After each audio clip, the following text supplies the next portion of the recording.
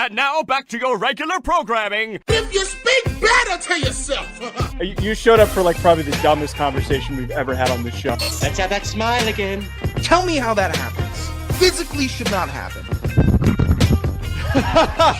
Relax. If you say it Give me as well. 3 times a day, God will line it up. He's just an absolute hack, and he gets his ass kicked by his teammates every week. It's just terrible. Back to Hack City, Joe DeLeone, Sean Anderson in a very tired state. Sean came in and was, you said to me, oh, folks are tired when I told you I was tired. You're not as tired as I am right now. No, I definitely am not. You absolutely am not. I was called lame by Ryan Roberts because I didn't stay out an extra 30 minutes that he stayed out to go to an empty bar. I want to go to sleep. And it's 4 o'clock on Sunday. Had a good time at the NFL Combine in Indianapolis. Sean's coming next year. We're not going to let him not come this year. All he needed to do was book a damn flight. We could have taken him to St. Elmo's for a free steak on his birthday. He missed out on it. The problem is I may have found something better than the Combine. I and disagree. going out and drinking, but I guess we could discuss that. What you pitched me on, which is the grown-up sleepover. Oh yeah, it is not the. What we did is essentially the more professional version of the grown-up sleepover, which is just drinking and then talking about tape for 4 hours a night until it was 2 a.m. Yeah, that's grown-up sleepover with a goal, right? You're actually like, well, you're working, you're trying to you're somewhere, you're doing something, and then going back and having the grown-up sleepover. Grown-up sleepover is find a house, find all your best buddies that you can like. You can just let all your guard down. You're just absolutely chilling in the strongest form of the word. And you're just smoking and joking and eating. You can play video games, play a board game, throw the football around, tell all the dirtbags that want to go day drink. Yeah, I know. I'm 27. This is what I wanted to do this year. I just wanted to you weren't in town. You were at the Combine. Yeah. So I said, well, I'm basically just going to – I don't know what I'm going to do this weekend. My options were limited up here. Back home, could dirtbag it up, really hang out. I also had to see a neighbor off, old lady neighbor.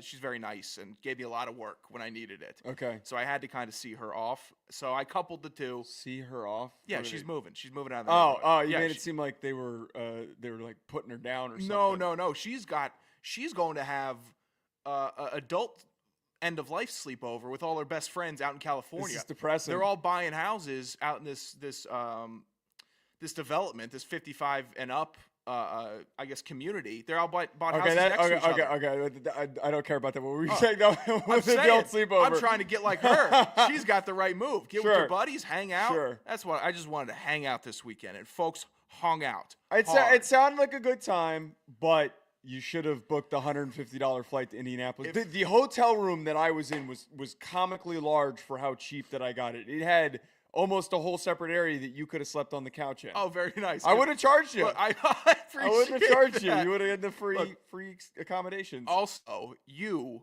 my friend, sent me the funniest video that you've sent me. Of me and Ryan when we were out. You know, yeah. I don't know if maybe we'll cue it up eventually if RR gets on the show. Nope. But if I had known you were on that type of time, then it would have changed dramatically because you had me rolling. And that doesn't happen often where we're not shtick outside of like us doing shtick and bits, where you are actually cutting me up. Because you make me laugh when you're complaining about stuff, but this was true Joe DeLeone form that it doesn't get better. That's my most favorite version of Joe. When you're kind of in that happy, I'm going to give people shit drunk stage, where you kind of let it fly a little bit. I really enjoyed you giving RR a hard time down there. Well, the hard time that it was really funny at dinner at St. Elmo's. We're gonna get into topics, by the way. We're gonna talk a lot about free agency and then just some general NFL Combine takeaways. But from Sean's perspective, we have a fun segment for that. It was funny at dinner with a larger group last night. Ryan was trying to tell us about how Jonah Savanaia, the Arizona offensive lineman, how we've been mispronouncing his name wrong, and because he asked Jonah Savanaia, which I'm still saying wrong, he asked him how to say it during the media availability, and he recorded a video of it. So like he kept playing it, and then Ryan kept trying to say it, but it was still kind of incorrect because like a white dude from New Jersey is not going to be able to pronounce a Polynesian last name as effectively as Jonah was going to be able to pronounce it. So I was giving him a hard time. And so like Ryan at the dinner table kept trying to say it over and over again. I'm like, no, that's not it. That's not it. And Corey was sitting next to me and goes like, you're just effing with him, right? And I'm like, yeah, kind of. It's the whole weekend was me doing that to Ryan. He was really just trying to get it down, be a pro, and you're and I was just like, no, I don't know if that's it. This is the tough bit that Joe does. If you're sitting riffing and you're like, you crack out an attempt at like an impression, Joe will just straight up say, oh, that's awful. That's nothing like it. You missed on that one. And I know I missed on an impression. I was going for the gag. And you will completely cut people off at the knees when they're attempting. Yeah, if I don't like it, I'm out. Yeah, I'm that is one cold, hard truth you're going to have to deal if you're ever in person with Joe DeLeone. Bet online, can you introduce? I went 3-0 this weekend on my college basketball bets. Again, I'm at 75% on my college basketball bets. 2-0 this weekend on NBA. Not impressive. Thrilled with it. Unimpressive. Thrilled with it. Somebody bet online. Somebody here had the nuts that they could drop onto the table and say, I don't care about Jason Tatum and the Celtics. Somebody is able to go out there and say that. Myself, I took the Cavs. I took them at Bet Online. I won a good amount of money. I didn't have to root for that boring-ass team in Boston. And additionally, hey, you know what month it is, people? It's March. March Madness is coming right down the pike. Bet Online's where you want to be for all of it. You think I'm not going to come onto these airwaves and tell you that they have every stat matchup in line? You already know that. So go with the tried and true method at Bet Online. Everything that you need.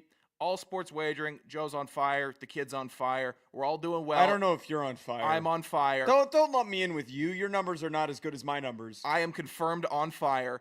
Because I rolled in another NBA. 3 in a row, you're on fire. You're a little warm. No. You hit 75% hot.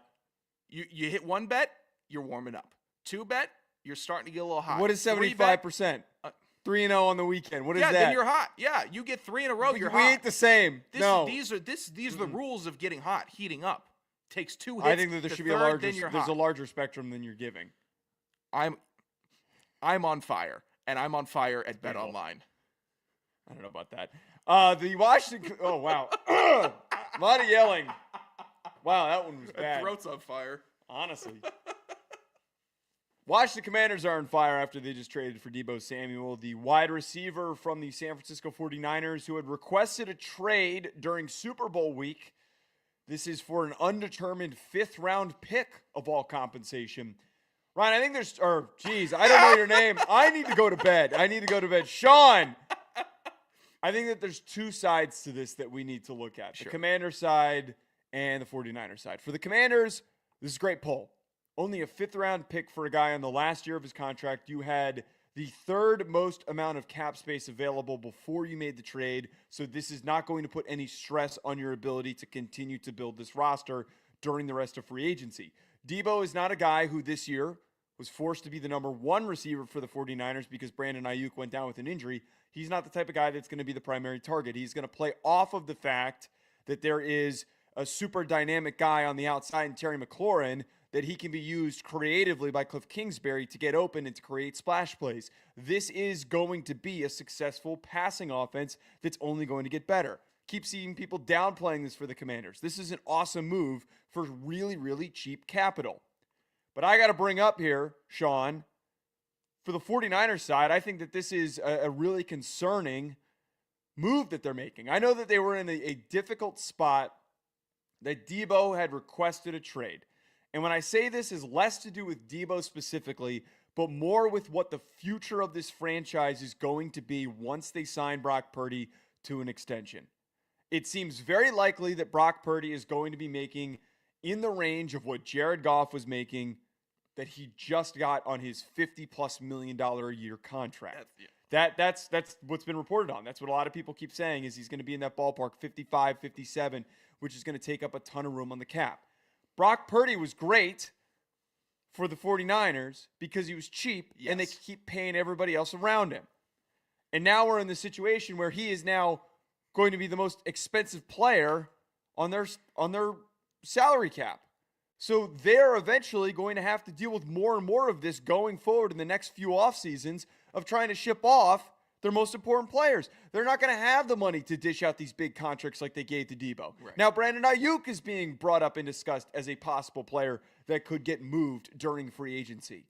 I think this is going to be a slippery slope. I think Brock Purdy is going to get all this money, and then we're going to watch a very mediocre 49ers team struggle to pay its top guys. These are two teams heading in two different directions. Take on the Commanders earlier, by the way. We'll get to it. I didn't think that San Francisco had the balls to dish Deebo. I genuinely didn't think. I think in the offseason we were looking at the teams like, yeah, it might be smart if they did. I think a lot of smart people would say it makes sense. I don't know if I didn't think San Francisco had the capability of getting rid of such a vet that has been so good for the 49ers for so long, but they made the smart play. They got rid of the money. Washington could pay the money. They had the space. They will be picking up the $18+ million that Deebo's owed this year. And they're getting a really good veteran wide receiver. Or offensive player, I think, is how he's going to be used in Kingsbury's system. The Washington fans are already getting out ahead of themselves a little bit, thinking that Cliff Kingsbury is going to do something different or really be a guy to give Deebo Samuel like a second wind at the end of this thing. I don't think so. I think Deebo, this year, we saw what he's going to be for the rest of his career. Thick wide receiver. He can catch the ball. Just call him fat. Just call him fat. You want to call him fat. Just call him fat. You've called him fat. Fat Deebo was tough. And I think, Fat Deebo's make a lot of money. Maybe he's pulling a Luka Doncic, James Harden. He could have been. I would love to see that in the NFL. See you guys start exploding out of their jerseys just to get on a different team. That'd be great. But Washington is a team that is on the rise. San Francisco, a team that is their upwards momentum has definitely stalled. I'm not necessarily calling them on the downslope yet, but they're not rising for sure. They're closer to going down than they are going up, especially because they're going to have to pay Brock Purdy a bunch of money. And if they had the balls, they wouldn't do it. They'd say, here's our offer for you. It's not any more of this negotiation, lowball nonsense. It's this is your value. We're going to outwardly state it. We're not paying you any more than this because this is what you are worth to us. If you want to go somewhere else, get the money, so be it. But we're going to be a competent front office and not go in the hole for 5 years like some of these bad teams do for a quarterback that they're still unsure of. And if you think the jury still isn't out on Purdy, you're completely wrong. I don't think that front office knows what they have with him and knows what they want him to be for them. Well, what now becomes like really interesting to pay attention to with the 49ers is you put them on this big deal. There's still room to prove us wrong. Like I'm free to admit that. Like there is all the time to prove us wrong that Purdy can be the focal point of this roster. But I would still argue that what helped get them to the Super Bowl was the fact that they were able to pay Trent Williams as one of the highest paid. Actually, I think he was the highest paid tackle when they gave him. He was. No, he was the highest paid tackle. And he's trying to get paid even more. George Kittle was the highest paid tackle. Nick Bosa was one of the highest paid defensive players. McCaffrey, highest paid running back. So they're able to pay all these guys. And now I feel like every single headline that we keep hearing with the 49ers is, oh, this guy might be on the move. This guy might be now in the mix to move. Where we can be proven wrong, and what has to be done to prove us wrong is, can they find value in mid to late round guys? And can Brock Purdy elevate those guys? I don't think that he can. I think that what's helped at least Jared Goff is that when he got paid what he was paid, all of their playmakers, all of their important weapons, and even their best defensive player, Nathan Hutchinson, none of those guys were really on their second deals. Right. Like unless I'm missing someone, most of those players on that team are still on their rookie contracts, except for Amon-Ra, who just got a new deal. It would be like Frank Ragnow also. He was part of that older guard before. And he wasn't really going to command. He was an interior offensive guy. lineman. You got Taylor Decker getting paid. You have offensive linemen getting paid, which is like, it's like buying the tires for your car. It's a necessity. You're going to have to pay the offensive line. It's not some big expense where you're getting new rims put on. No, you need the tires to move the car. Well, it's kind of like the 49ers roster is like you spent like $10,000 on crazy spinning rims. Yeah. Like you just got like the juiced up. The car looks great, but you need a new engine. And the new engine that you got is like a 2-cylinder. Yeah, like, it's not a lemon. It can go. And the Purdy situation, it's crazy how they are going to be You know, when I spoke a lot last season about Buffalo. I was wrong about this, severely wrong about this. I thought Buffalo's window was closing because they were losing a lot of talent, and I didn't know if Josh Allen was going to be a dude that could really elevate a bunch of talent around him. I know he's a dynamic playmaker, but I didn't think he had that club in his bag. This year, I was proven wrong. How good of a season he had, MVP season, with I'd say a diminished roster on the offensive side outside of James Cook having a good year that we've seen the last couple years with Stephon Diggs and young, exciting tight ends on the rise.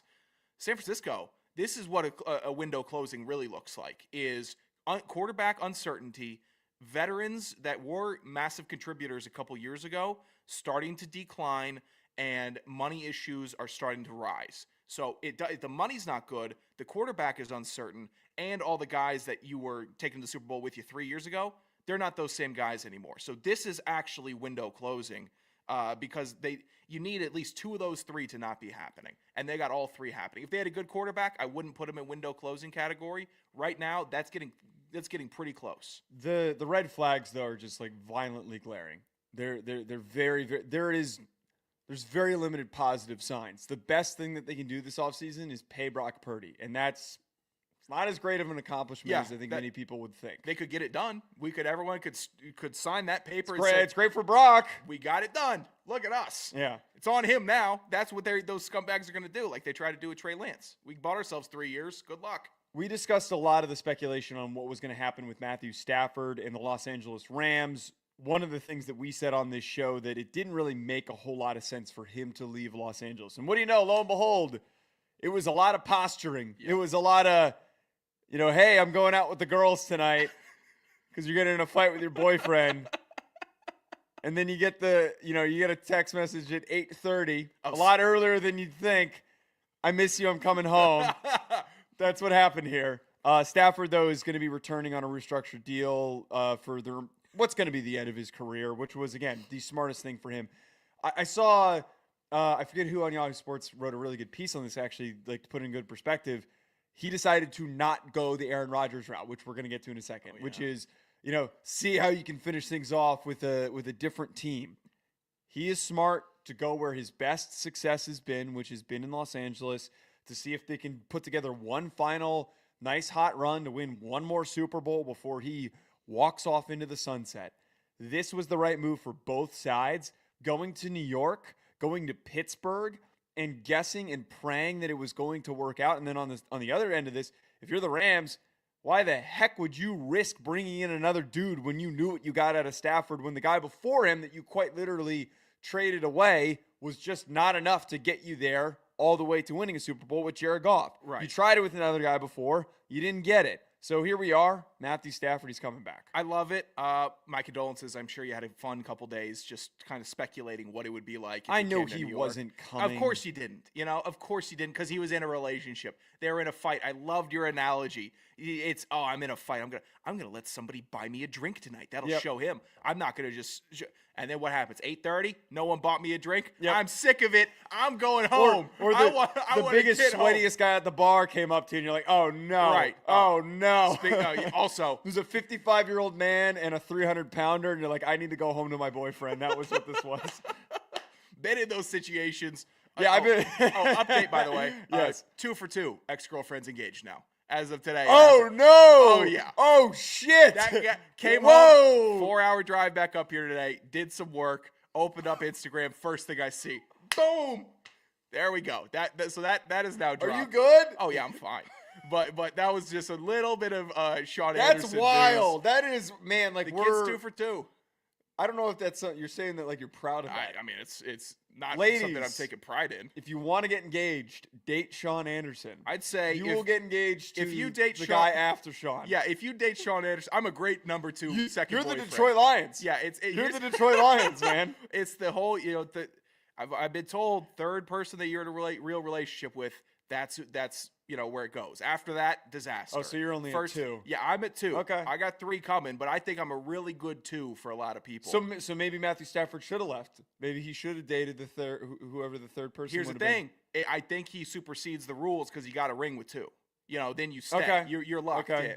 That's almost like college relationship. All right, okay, wait, let's get back to the ball. Let's get back to the ball here. Oh, yeah. Stafford, what do you think of him coming back? It's good. It's really good for the Rams. Who are they going to bring in that was going to be better than Stafford? I don't think anybody in the draft. I don't think anybody in free agency this year. The quarterback market for the teams that need them, dire and drastic. The teams that have them, very confident. A lot of good quarterbacks taking up spots. So we're not seeing a ton of high-level, big-name movement. Like C.J. Stroud hasn't gotten paid yet. This whole rookie class is getting settled in. So we don't have enough young pieces for a team like the Rams to jeopardize it all over Matt Stafford. So keeping him there is smart. He's competent. Matt Stafford will get you 9 wins on his own. Mm-hmm. You put some coaching in the team around him, you're in the playoffs. And that's what the Rams do with Matthew Stafford. It's the smart play. And why not roll with Stafford until you got you fall in love with? Or that's what I think LA should do. This year, go ahead. Take a couple guys, scout out, and see if there's somebody that you really love. If not, just try to keep Stafford happy. Because when he's happy and healthy, they're winning ball games. And now, since the 49ers are crumbling, NFC West is theirs to lose all over again. It will continue to go that way. Cardinals are uninspiring. Seahawks are closer plucky, but they don't have a quarterback. So plucky is a great word. Well, they have Geno. I don't want anyone to give me that shit. Geno's fine. We've seen Geno's ceiling. Yeah, he's at it. He's at it. Yeah, Geno is not like he could get a fluky wild card win. But if I need him to duel in the NFC Championship game, he's not going to outduel anybody else that he's going up against. And that constitutes plucky. Mm. Rams continue to control their own destiny. They made the right decision. And they just kind of got to toy with everybody and see if they got a ludicrous offer. It was they handled it all correctly. Yeah, this was like one of the usual precursors that we have for agency, where with free agency, there's always like that one domino that doesn't like totally turn into something, but it sets other things in motion. It creates the catalyst. Like it's the real ignition for, all right, now that we know that that's not really on the table, the real conversations can now be had with the rest of the quarterback carousel. Right. And the quarterback carousel, Sean, is going to be a complete shit show. Now, as a Giants fan, you brought this up. For me, that like you thought I would have been upset that Stafford was off the table. I knew that this wasn't going to happen. I was on Instagram hoping that the relationship would break up, constantly checking the stories, and then lo and behold, they look a little happy here. Yeah, they both put their pictures back up on the profile, so we're good now. There's no breakup happened. You had your window. Yeah, you were like, oh, maybe I'll slide in. But I knew that was never was gonna happen. I, as a Giants fan, like my real belief was, hey, I want to draft somebody. I want to trade up to 1. Well, I wanted to stay at first overall, but we won a bunch of stupid games that we didn't need to at the end of the year like we always do. Thanks, Drew Lock. You're real good at doing that. But we ended up at 3rd overall. I want to see the trade up. I want to have a new young quarterback to believe in that I think is going to really be the face of this team with Cam Ward. I am all in on Cam Ward. Trade up and go and get Cam Ward. But when you see, and this was what was actually upsetting, because immediately after, Jonathan Jones of CBS Sports reports that Aaron Rodgers, who's calling teams, the last girl at the bar trying to pick up somebody, is desperately ringing the Giants and apparently has talked to him multiple times. I can't emphasize this enough. And I'm seeing some Giants people out there putting out somebody tweeted this would be the best Giants offense in the last 5 years if it was Devontae Adams, Aaron Rodgers, and Malik Neighbors. That doesn't make it okay. That might be arguably possibly true, but that does not make this a situation that I want to see. This is not Brett Favre on the Minnesota Vikings. Yeah. It's not. This is a shit show. I don't want to sign up for the shit show. He was already in the market, and we saw that he didn't fit. He just doesn't want to move. He bought a big, nice house in Montclair overlooking the city, and he doesn't want to fucking move. I'm going to throw up. That's what this is. It's exactly what it is. He likes golfing up here. He likes his crew up here, and he doesn't want to move again. But here's the biggest problem with all of this. You think that shithead Aaron Rodgers is going to be willing to mentor some young gun quarterback if they were to bring one in, if they drafted one and moved up, or next year? No. He didn't do that with Jordan Love. No. At all. No, this is a big no-no. This doesn't solve anything. This is backwards. God. Here's the issue with the Giants, all right?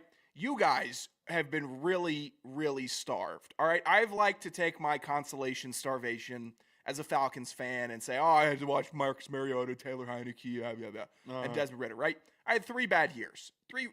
4 really bad years. This is starvation right here. Looking at the Giants quarterbacks on roster and telling me that you wouldn't bite at any report, all these fans, not you personally, but Giants fans aren't just itching to get anybody new. Drew Lock, Tommy DeVito still somehow, and Tim Boyle. Respect Tim Boyle. This is desperate. This is how people get real desperate. When you're looking at these guys, when you're looking at the guys you're rolling out there from weeks 14 on, saying, we don't have a plan. We don't have a guy. What are we doing in the offseason? And now you're at the offseason. Best option is Aaron Rodgers.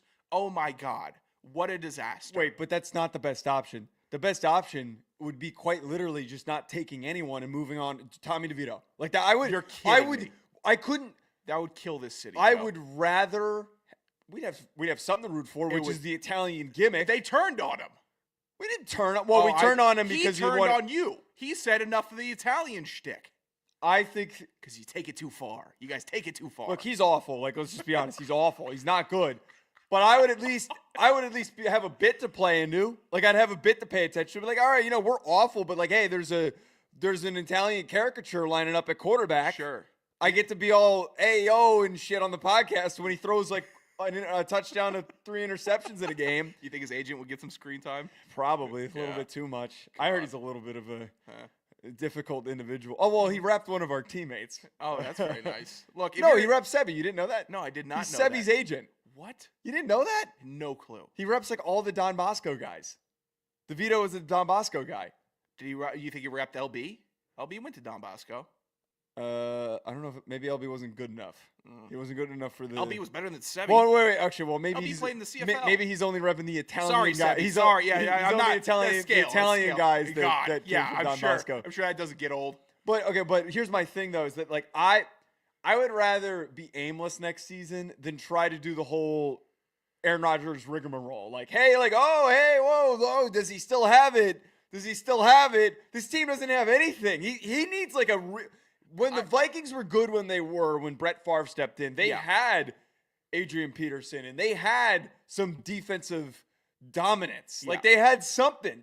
What do the Giants have? They got a good defense, but their offensive line's mediocre. They got one receiver for him to throw to. Dante Adams doesn't really seem like he still has that same gear that he once did. You guys need a tight end too. Good Lord.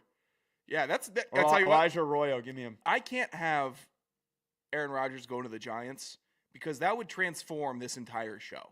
It would be Aaron Rodgers City because it would be such a catastrophe. How could we not talk about it every day? This would be. We would. It would actually be a situation where 20 years down the line for the Aaron Rodgers documentary, I would hope they would reach out to us because we talked about it so much. Because it's so crazy, the levels and the change, the narrative of this shift, what it would be. Look back 2 years ago. Would you have taken Aaron Rodgers when he was first coming to the Jets? Would you have been steamed up, fired up?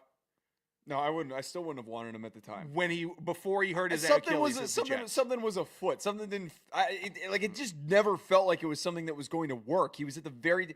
How many quarterbacks actually, after the age of 38, go on to have success? There's been one guy who's really actually done it. I don't want to hear any outliers and exceptions that I'll give you like a Testaverde doesn't count. I'll give you like a George Blanda, but that was a completely different sport back then. Yeah, he was also kicking his own PATs.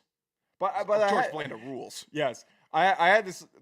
Speaking of Blanda, when I was putting together the thumbnail, it made me when I was looking at a picture of Aaron Rodgers, I was like thinking to myself, he looks like a 32-year-old quarterback back in 1970. Yeah. The way that he looks with the beard and his face is really starting to sag quite a bit. You know what? I appreciate that. I like it more than Brady doing the Brian Johnston bit where he's getting that's also a good bit. And doing all that. No, both bits are great. That is such Brady's weirdness is a great bit because he's such a weird competitor. I like that he's slowly turning into a Giga Chad. I don't even know if he's Giga Chad, man. He's Giga Chad. No. Have you heard him like do those motivational talks that he does? That's great. But then he'll He's do a that, Giga Chad. and then he'll go to Instagram and post a sad boy story because he's a Giga Chad. That's not Giga Chad. He's Giga Chad it up. He's one of the boys. That is persona Chad. That is no. He's not living that bit, brother. He is living that bit. No way. He's one of the boys. He knows. He's looks maxing. He's a very pro looks maxing. Man, we should do a looks maxing segment every week. We could do a looks maxing special, I think, during the off season. Not right now. Like, we still have free agency and draft, but in the summer. That's actually a good idea. Well, we're workshopping this here. It would be, we did a looks maxing tiers. So has achieved looks maxing.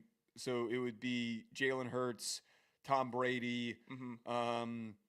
Trying to think who else we would like put into that bucket. But then we'd have like the middle tier of like is on the way towards looks maxing. But I'd say Burrow's looks maxed achieved. Oh no, he's on the way there. He's got the drip, but he doesn't have like the super jawline and everything. No, he doesn't have that Jalen Hurts. He has the points from the women though. You he can't. has the point. No. That's not looks maxing though. That's not looks maxing. You can't compare the jawline of Jalen Hurts and how good he looks and Joe Burrow. There's a different style of just chiseledness to that man's chin. Joe Burrow looks great, man. Yeah, but he's looks maxing. Jimmy Garoppolo looks maxed. That's true. Jimmy Garoppolo is ahead of his time. Shit, looks like a Greek god. But Burrow is in his own category of looks maxing, where it's a little bit softer, but he's still at the top of his level for that. The little poofy hair. No. But that's like the fresh face. He's got no facial hair. He's a fresh face looks maxing. But no. But that's like the teenage like. He's a heartthrob. He's a heartthrob. He's a heartthrob, but he's not looks maxed. I don't think you're understanding that. You got to mute to looks maxed. If you're heartthrob, you got to mute to look. You got to have like the really thin face to looks maxed. There's a process to this. If you are drip maxing, he's on the way there. He's drip maxed. He's not looks maxed. Heartthrob maxing, then that puts you in a looks maxing category. But the third category needs to be guys desperately who have to looks max. Like the guys that are like Josh Allen, I would put in there. Like his hair is too messy. The facial hair is too inconsistent. I get that he has a very beautiful fiance. He's golden lab maxing. That's what he's doing. Or no. I need to see that. I mean, he's going to be Tom Brady in 15 years. There's no way that he's going to stay married to Haley Steinfeld. There's no absolutely no way. What are you talking about? This is a show for two people. This is what I tell you what. I promise you. Once we find the two people that like listening to the show. Once we find the core. Actually, when the core finds us, that is in on this conversation. This is all I want to talk about, by the way, is this. When they find us, this thing is a rocket ship. I will say, and it's kind of like one of those things where you're like, when I was at the Combine and with all the different groups of people that like I was sitting there, we were just talking ball with, and like most of the time everybody was talking ball, and the whole time I'm doing bits. The whole time I'm just saying stupid shit. Like one of the things that I said that was really dumb, that was really funny. Ryan was like in the middle of saying something, and he was just like, it was like an actual articulate take. Like it was like a decent thing. And the guy next to me reads off Isaac Tesla. You know who Isaac Tesla is? Arkansas, white Arkansas receiver. He was reading off of his agility numbers, and he had the best agility numbers out of like any of the receivers. So he reads off the number, and while Ryan's talking, I go, Cooper DeJean walked so Isaac Tesla could run. Yeah, that's not bad. You're Ryan keeps talking, and then he pauses and goes, "What the fuck did you just say?" But that was me the whole weekend. That was me doing those bits the whole weekend. So the bit that I do to you when you're in here trying to work, you're doing to Ryan when he's and a bunch of other people too, that I don't know that well. Yeah. That's pretty much what it was. Look, that's how you get inundated, man. You just start doing some shtick, and then people they'll find out. You'll find out if they get along with your sense of humor. That's a fine bit at the Combine. What are you guys doing? We're gonna obviously have you at the Combine next year. There were a lot of takes out there for the real dorks, the draft dorks out there, like me and like all the people I was hanging out with. Like we love the nitty gritty of breaking down all the little intricacies that happened in Indianapolis, and there's all these takes and these wild projections that come out of it as well.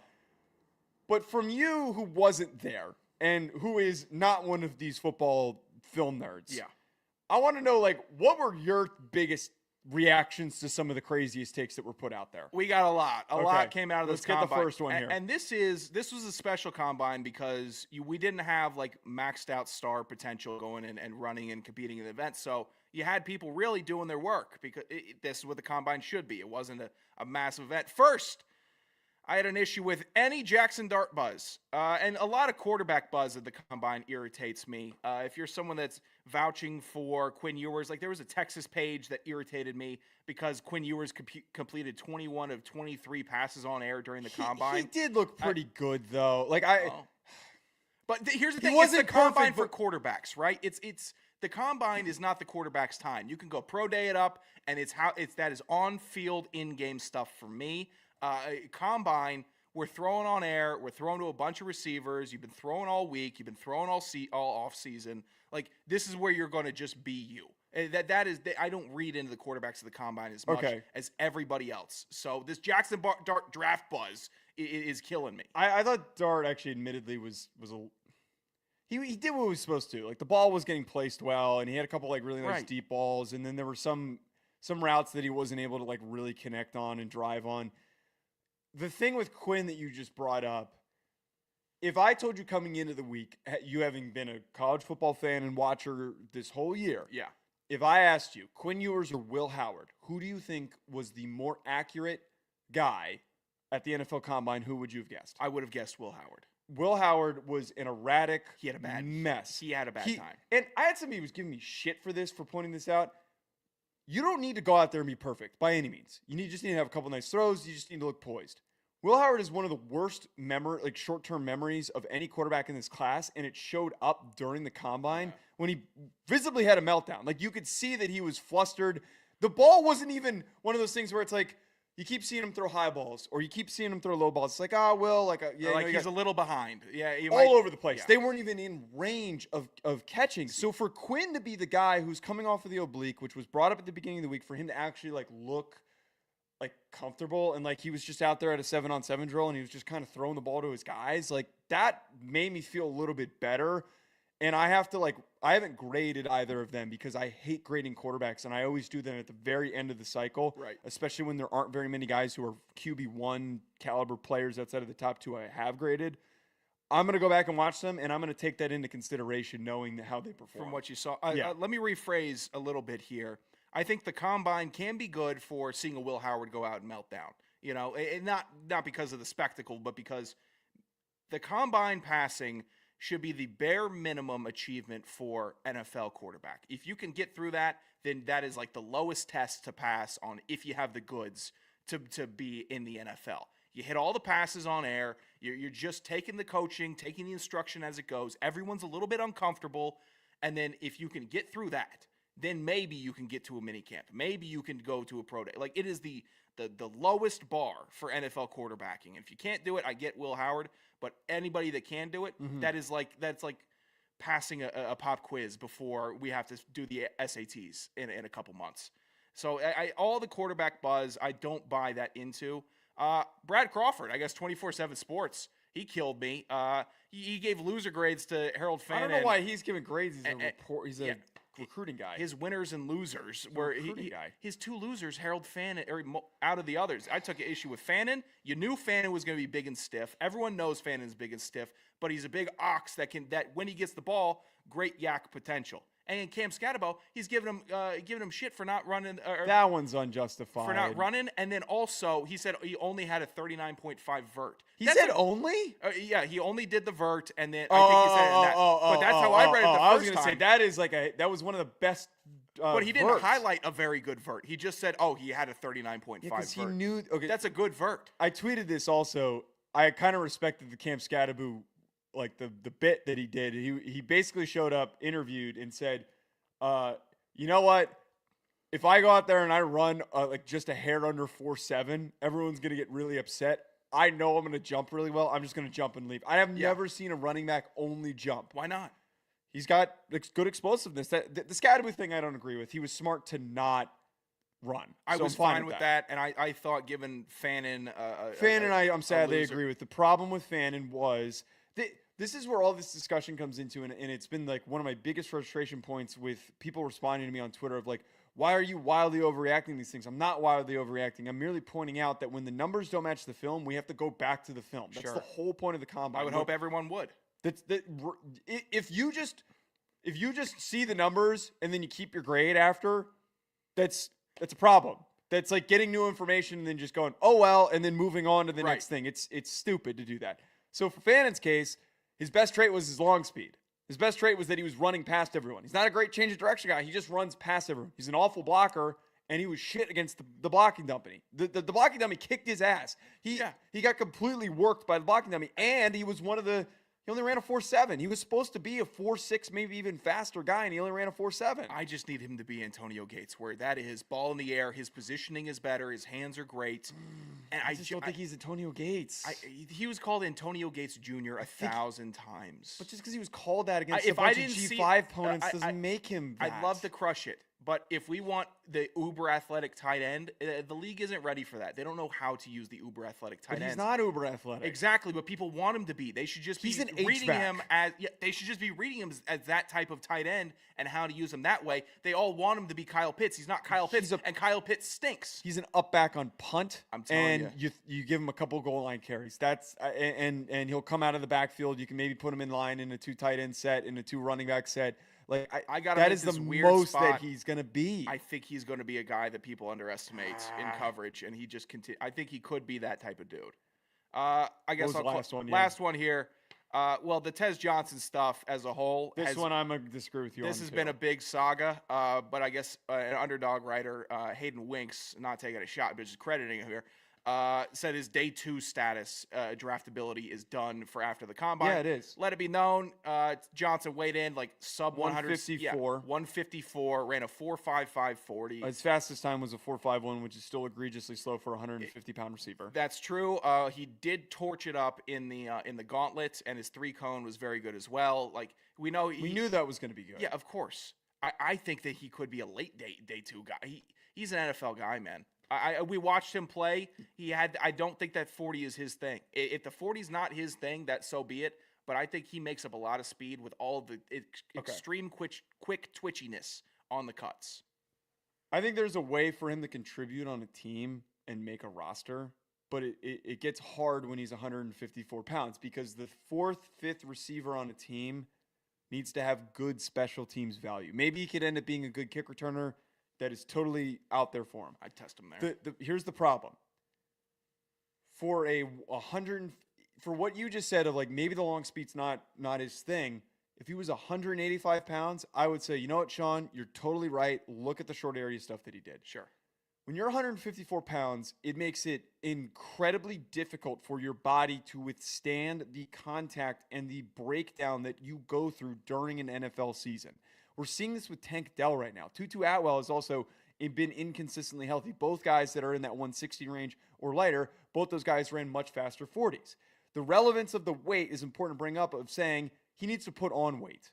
He's going to get banged up. He's going to get hit. You lack muscle. Quite literally, if you lack muscle, it is going to lead to your body not responding to contact well. Naturally. So if he has to put on weight, and right now at this light of a weight, he's running a 4.5, how much slower does he get if he had to get up to even just 160, 165? Put up 5-10 pounds. If he's going to get so much slower, and that's going to take away from his short area and all of those things, that is a problem. If you're going to be an outlier in terms of weight, he needed to be at least a 4.4, even faster than that. He needs to be able to separate. That's where all this comes into play. I think he separates on routes, though. You and I sat down this year and watched plenty of Oregon play. I watched Will Stein scheme guys open. I saw Tez Johnson get the ball, have people bounce off of him. I know they're college players. I'm hyper aware that it's college football versus NFL hits. But he actually was a game changer in college. And it didn't feel that fluky given the consistency. This wasn't a season where I'm like, wow, Tez Johnson, I'll always remember him as a great collage player. No, there's a little meat on that bone for him. I really think there is. Literally, no, there's not. Yeah, you know what? Poorly fitting analogy aside, I think that there is potential for him. I mean, he's not Devontae Smith, but Devontae Smith came in at 166 and has had relatively good health in the league. But Devontae Smith is fast. I know he's a 4.4 guy. He's fast, but we both saw. He's Tez also Johnson. 10 pounds heavier. We also saw Tez Johnson break away from people this year. Like that vert speed is good. Maybe he just choked at the 40. I think that 40 is valuable, and I think there are a bunch of hacks out there that love to say the 40 is like the most useless scouting tool that we have. That's too far to make that claim. But I just seeing what I saw from Tez Johnson this year, I think totally eliminating day 2 status on a 40 if he did that poorly or didn't train that a bunch this offseason, I think that's a little bit far. I don't want to go down the rabbit hole because it's easy to get caught up in it. He's a fine college player. Dylan Gabriel is also not a physical outlier that's not going to go on to start in the NFL. I mean, I don't even think he's going to stick on an NFL roster. He is another physical outlier. What do they both have in common? What does Troy Franklin also have in common, who was in last year's class that people tried to hype up as a receiver prospect? They were playing in Will Stein's offense that is great at scheming guys wide open. I gotcha. There's offenses in the NFL that can do that. If someone's smart and can do that, then they will, and they should. All right, let's get to Hack of the Week. There's plenty to get to with what happened in the NFL Combine. A lot of people were making fun of the Texas guys because the Texas guys came out and during the media availability this week, they were all gassing themselves up, which was dumb. They were all going around saying, man, I'm gonna run a 4.1. I'm going to run a 4.2. Jaden Blue, Isaiah Bond. The only guy who didn't talk about his speed was Matthew Golden, who ended up running a 4.29 and was the fastest out of all these guys. But all you heard was Isaiah Bond might be able to break Xavier Worthy's record. Jaden Blue thought he might be able to run a 4.1. It's not on them. They're not the hacks. The real hacks are whoever the hell is training these guys and has the worst stopwatch hand in the world. Yeah. Because you let these poor guys go up to the podium and make themselves look dumb. They get clowned on by everybody. I feel bad for these two dudes because now everybody's joking about how, like, oh, these dicks. Like, it's not their fault. It's okay. They ran 4.4s, which is an unbelievably fast time to run. It's very good. But we aren't focused on that because their shitty trainer or strength coach at Texas made them think that they were faster than they were. Yeah, I feel bad for them. This is a bad beat. Yeah, but it feels like there's always a guy in the combine that says something about going for the record. Like when Chris Johnson held the record forever, it felt like every year there was a guy that could set up. I'm trying to break it. I think I can break it. My training's gone really well. Tez Johnson was also one of those guys who said he was going to break it. That was tough. But I think that's one of the supreme confidence football dummy things to say. Where you're right is that it was a group from the same school that was so confident in it. That lets me know we're getting some juice numbers out in Arlington. That lets me know, Texas, you're not giving these guys a fair shake and letting them go in at least modestly if they wanted to be with the proper information. But generally this wouldn't offend me, and it doesn't. I don't have it as a big burger because I think this is just a supreme confidence thing. Multiple from the same school, hack of the week. Have a faster stop. Have a little faster thumb there, or get a laser. You're Texas. Get laser. To just before we get to yours, it reminds me of when you're doing your winter conditioning and your winter training. At the very end of it, you'll do some combine testing. Like you'll get numbers on your 40, your short shuttle, all those things. It's usually very poorly run, but you'll try to get those numbers. Sometimes if you have actual prospects, which of course Texas does, NFL scouts will show up and they will time you. And it makes me think of back when Harold Cooper was the only guy that we had that might have been on NFL radars and good enough. Didn't end up getting much of a shot, though. I remember that Harold Cooper ran like a 4.6, a 4.6, a 4.6. And the coaches, everybody got 2 shots. Harold Cooper got like 6 shots until they could get a good time for him.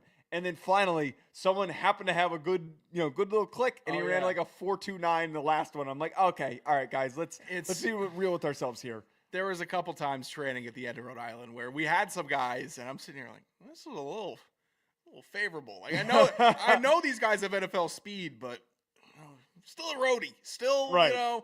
Like when I heard one of our guys that got drafted was Isaiah Coulter. 4.3. Coach Rich, 4.3. Well, he ran a 4.4, so that one's not that far off. It was a low 4.3 though. That Rich clocked. That's I think it was a 4.31. I'm sitting here a little like, oh, okay, go ahead, run with it then. That's your guy that you're putting out there. My hack of the week. Yep. Not trying to I guess keep it all on combine comps, scouting, all this, but I saw a comp, Joe, that I had to bookmark. It was so bad.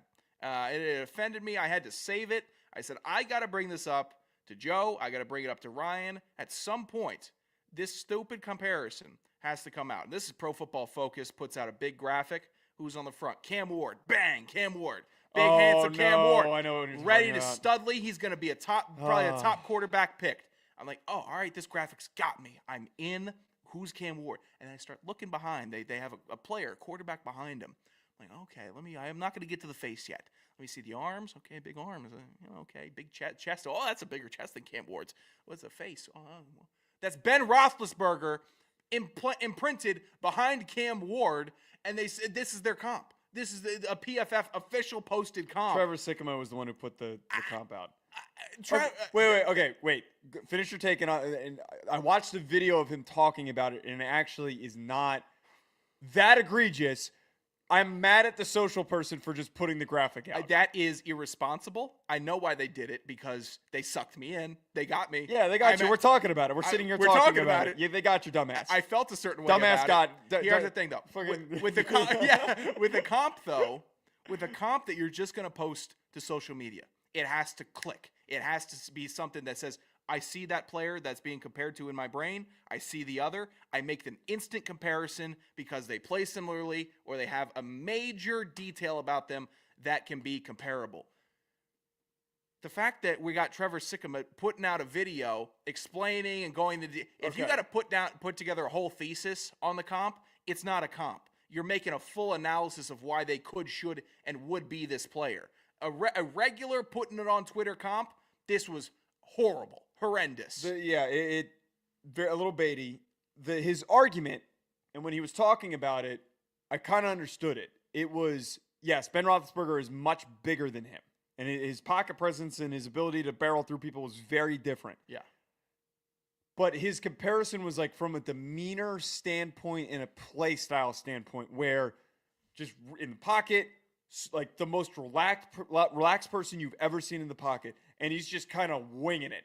That's Cam Ward and that's Ben Roethlisberger. Ben looked like he was trying to escape just wide in the pocket and just quicksand. Winging it. That's what the both of them did. Cam Ward's a better athlete than Big Ben was. I kind of like the poise comparison. It comes from different spaces, though. I know. Cam Ward's comes from, I'm silky Cam Ward. I can sit back here and flick it. Big Ben's was, I'm as big as the defensive tackle. I can stand in the pocket and flick it because it's a completely different mindset. I'm not fully defending this. I'm just providing the context. I thought that was such. It did not fit comp standards as comp standards have been laid out to me, because it had a whole bunch of extra steps to get there. You're putting out a comp, straight forward. Comp, not comp extra steps. Why my comp works? Just make it an article then. All right. That's my hack of the week. Maybe it's a little harsh for hack, but I thought it was a little hacky. Call into the hack bag. We do 2 questions at the end of every single week. We haven't had a freaking voicemail in a month. We need voicemails. Please call in. We need a good voicemail. We get a lot of great Twitter questions. We get some good Twitter questions from the folks. A lot of the same people, but but we need a call in 201-834-4308. This is the hack bag. Oh, you didn't have to. I was taking the loop off. The mail never stops. This is the Hack Bag. Hit us on Twitter for questions or call at 201-834-4308. First question from Rack. Thoughts on using... so by the way, very quick, when I did my spot on Joe's show the other night... I heard a little bit of this. Yeah. I don't have the full detail. I don't have the full skinny, though. Joe Serralo tweeted out the graphic and tagged me in it, and was like, and Joe DeLeone at such and such time, like he is every Tuesday. And as I pop in on the spot, Joe says this out loud with the whole production team there. He goes like, "Who's Rack of?" And I'm not going to say his full handle. So-and-so 69. And I am like, that's Rack. Rack comments on everything that I do. He's the most loyal listener that we have for every show that we do. He's funny, but his bits are a little bit aggressive sometimes. So we can't read a lot of the things that he sends us for the most part. But the question that he said, thoughts on using a bar of soap in the shower? I find it's the best way of cleaning my armpits, balls, and ass. Also, part 2, do you use Gold Bond on your balls? I find it useful. Why did you write this? Why did you put this I down? included him. I find it useful and sometimes... you can't speak on this? I find it useful and sometimes a little sprinkle does the trick. I didn't see that does last the trick. Honestly, I'm not going to read that. I skimmed the last part of it. Does the trick.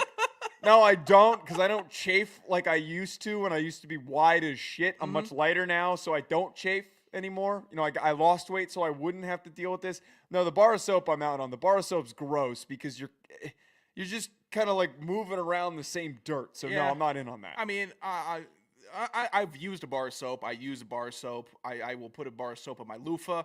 I used a bar of soap plenty this weekend. I'm very comfortable with it. Okay.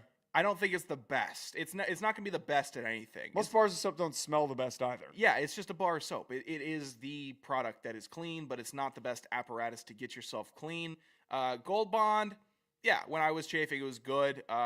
It burned myself with Gold Bond after a shower, put it on too quickly. I'm sure every dude's done that. The Gold Bond cream's better than the powder. I like the cream over the powder. I've actually chafed so much in my life that the inside cells and nerves of my thighs, I think, are dead. I don't chafe anymore. I'm a massive out-of-shape human That's being. usually when you know it's time to start losing some weight. I'm just Okay. walking right through. I'm all good. No, that Gold Bond, don't need it. I'm all good, champ.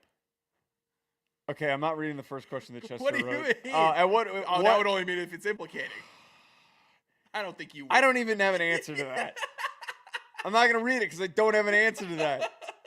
At what age are you too old to have a pet hamster, Chester? This feels like this is like a personal question from Chester. Yeah, I think as a kid, you probably get over the hamster. We should get a hamster. When you get in 7th grade. And then people started thinking it was real quirky and cool to have hamsters like after college. And then the hamsters would die and they'd be like totally gutted. I think a hamster death would hurt me pretty bad. I've never had a hamster in my life. Never had one. Hamsters are like some of the dumbest, most useless pets that you could possibly have. You know, a hamster, though, is pretty harmless. You get a guinea pig, something big, a little hefty in it that can nip you. Yeah. They're all just so... Here's my problem with getting a pet like that. We're not even really answering his question, but the problem with getting a pet like those, they got nothing going on. Yeah. They're kind of just there, and there's just a loud screech going on between their eyes. There's not a lot... Not a lot of analysis coming from those things. So, like, what's the enrichment that you get out of having that little ball of dirt? Here's the unfortunate part where TV actually solved the hamster issue for us. Okay. And to the original question, the 2 ages where you're too old for a hamster is 12 and then 20. You can't have one after 12. I don't think anyone should own a hamster. I'm with you.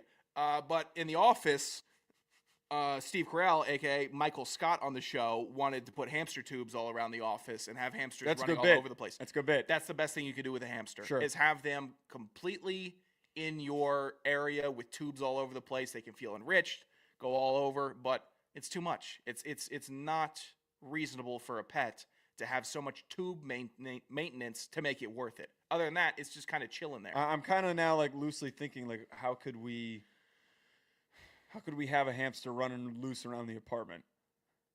I mean, we could just set one out here. It'd be fine. Just set it. No, I'm but gonna here's the step thing. on it. You're gonna step on it. I go to the We're gonna hear a bathroom loud before pop. bed. I'd squish it. I'd be like, oh, it's not no. me. Yo, it's gonna be that a would break me. pop. Dude, if I came home from work on a Wednesday and I just got off the train, a hard day at work, I open my door and I step on a hamster, I would have to take some time off. Like, that would be too much for me to just take a life like that. See, like if I stepped on it, I'd probably it'd be in really pain, like a lot of pain. That hamster would explode if you stepped on it. It would explode. We would be picking up hamster. It would be bits. like stepping on a grape, and that is it's just really unfortunate for that. That's how it would die, and it just is how it would happen, or I would squeeze it too hard. What if? Okay, that would require. I wouldn't try to. I genuinely would, but I would like break. It's like putting an egg in a dog's mouth. You just can't have any finesse. Yeah, mine would be a finesse issue. Joe's pet would be a neglect issue. Like if you, I'd forget. I forgot to feed the fish, and that was Sean, what is this? Why is the fish not swimming anymore? It's like, oh shit. Well, that was why we talked about the jellyfish they tank. But one of us would leave for a weekend and then forget that we were supposed to make sure somebody was supposed to. Yeah. Do you feed jellyfish? No. What do they eat? I mean, there's some like sustenance pellets in there, but jellyfish and like lobster jellyfish is like the closest thing to immortal that we have. CB commented, "What in the f did I just join into?" Yeah, I put it out in the tweet. Leave us a voicemail, CB, and we're not sitting here talking about hamsters because somebody sent that as a mailbag question. So jellyfish are like the most immortal creature that we have on Earth. Like they can get energy. You just from saying the sun. that, or do you No. know that? Like cite your sources. Like lobster, I'm pretty sure can live for like 300 years. They can live forever because lobster would be sick if we had one of those. They take up such little energy just to live that if they get a little scrap, a little piece of shrimp at the bottom of the ocean, it'll carry them on. Jellyfish, they just kind of absorb food as they go. They're basically like trash bags floating around the streets, constantly just rolling and picking up. They stay alive. It's very similar to a plastic garbage bag that you would see on the street and be like, that's still there? Yeah, it's still there. It don't die. What if we got like a stingray?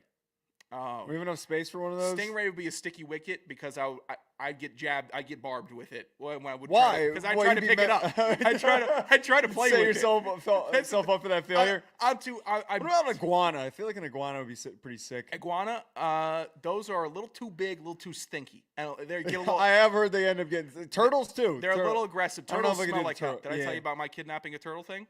No, what did you do? I was down at the park when I was about 15 or 16. There was a park near my house, and I was taking a walk or a run or something. You murdered a turtle. No, I did not murder a turtle, but I saw a turtle in a creek, and I picked it up and I took it with me. By the way, no one can see your whole hand, but this is literally what Sean did. Actually. Yeah, I had to. I didn't murder a turtle. I almost did. I put this turtle because it was in a creek. I thought it could just live in a fish tank. I put it in this fish tank, and I chopped up a bunch of hot dogs and put it in the fish tank.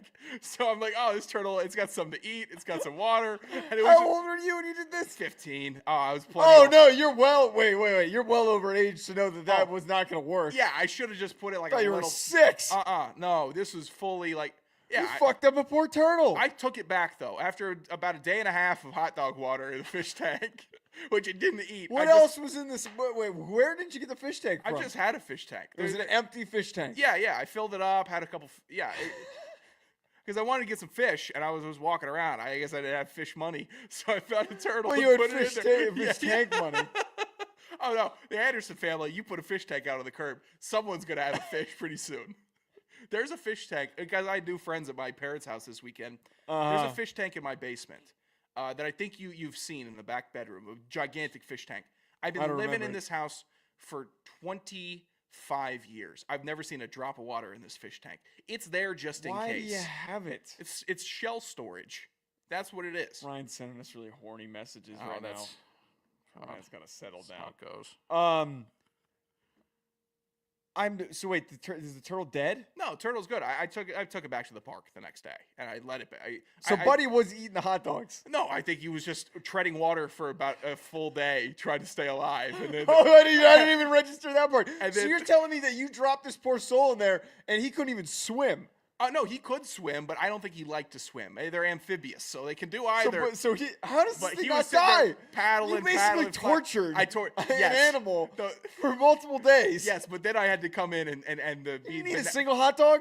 I don't think he nipped it. I think he was just kind of drinking hot dog water. Yeah, I had to be the benevolent giant to release him back to where he was. Also, David Flaccoberry completely dunked on your dumbass. Yeah, sourceless over here. Sourceless Sean Anderson. Google said jellyfish live David, up to 25 years. David, I know they live longer. I know they can live longer. He Googled it. They live on less. He Googled it. I'll Google you. I'll tell you what I find. Okay. Yeah. All right.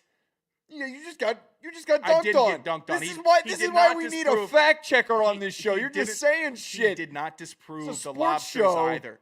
I'm telling you, jellyfish can live they live on such little that they just float around aimlessly. I'm telling you, jellyfish are the closest we have to a I don't think we figured out the answer to what pet we would get. Yeah, what are piranhas? Too aggro. Well, okay, what's they like eat red meat? They're gonna be it's gonna cost more to feed them than you. We need the decision needs to come from what pet would have the most aura. Oh. Like someone walks into the apartment and they're like, "That's sick." You know, people always think that a snake is going to give you aura. No, that's opposite. Creepy. Makes you you come off as creepy. Yeah, that's mad creepy if you got the snake. Is a bird aura? No, because those poor things don't belong in a cage. What if you had a good bird, like a cool bird? Like, what if we had a falcon but it wasn't in a cage? It was just kind of flying around in an apartment, like slamming into shit the whole day. Yeah, that'd be a mess. Be knocking over glasses. Yeah, that'd be a pain. I don't think a cool bird would work. Yeah, because they're not meant to. That is one of the most sick things that humans do. You got a dog, you're feeding it. People you're love keeping birds, them happy. man. They love those birds. Those birds live for 60 years. Hey, David Flaccoberry, go ahead. Yeah, you fact check that also. Parrots live up to 70. I'm sure the average parrot lives longer than the average jellyfish. You're scanning for these little delicate ocean jellyfish on the Atlantic. There's some behemoths rolling around the Pacific that have been alive for centuries. I guarantee it. I think my Safari is trying to send a message when I typed in lifespan of parrots and it sent me to LinkedIn. Oh yeah. 40 to 60 years. You're correct. All right, we're way off topic here. At Joe DeLeone, at Sanderson Radio, at Hack City Pod. Call in, leave us a voicemail, 201-834-4308. Subscribe, comment, notification bell. We will talk to you later.